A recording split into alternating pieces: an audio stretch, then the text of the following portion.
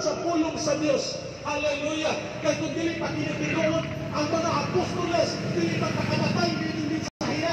Ang mga apostoles, si Pablo, si Pedro, si Santiago, na namatay sila tungod sa pagmantala sa maayong balita, higala, pagpipinsa may tungod sa maayong balita, sa pulong sa Dios. Sultihan ikaw, nagpasabot kini, natinuod kini mensahe, higala. Kaya dili ka magdalag mensahe nga dili nyo may sakripisyo ang imong kinabuhi kung dili pa kinitinuod.